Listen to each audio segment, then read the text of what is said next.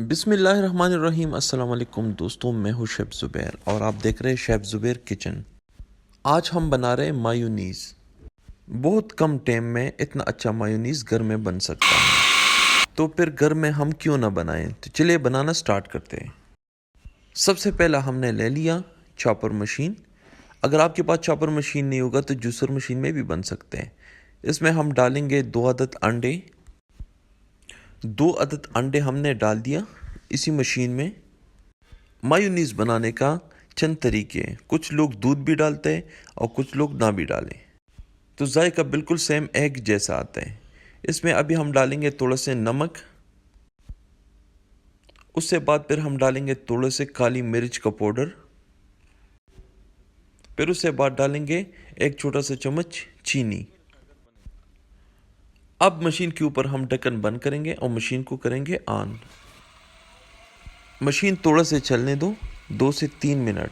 उससे बाद फिर हम इसमें डालेंगे कुकिंग ऑयल। ये अंडे बिल्कुल मिक्स हो जाए। अगर आप गार्लिक मायो बनाना चाहते हो तो इसी टाइम आप लोग लहसुन का चंद पीसीस भी डाल सकते हो, सब्ज़ मिर्च भी डाल सकते हो, लेकिन मैं जो बना रहा हूँ अभी ये सिंपल रेसिपी बना रहा हूँ। अगर देखा जाए जितना भी मशीन चलते तो क्वांटिटी ज़्यादा होता जा रहा है। अभी इसके ऊपर हम डालेंगे कुकिंग ऑयल। मशीन भी चल रहे हैं और ऊपर से हम डालेंगे कुकिंग ऑयल भी। ये आपके ऊपर है, अगर मायोनीज़ गाढ़ा रखना चाहते हो या थोड़ा से नरम, ये फिर खुद आप लोग अंदाज़ा लगा सकते हो। अगर देखा जाए मशीन के साथ इसका क्वांटिटी और भी बढ़ता जा रहा है। आप लोग दूध भी डाल सकते हो अंडों के साथ, लेकिन दूध वाला मायोनीज़ का कलर होता है सफ़ेद और इसका अगर देखें तो ये पीला है और जायका दोनों का बिल्कुल सेम एग जैसा है। इससे बाद हम डालेंगे इसमें थोड़ा से सिरका। अगर मायोनीज़ का जायका देखा जाए तो उसमें खटास भी होता है, तो इस सिरका डालना ज़रूरी है।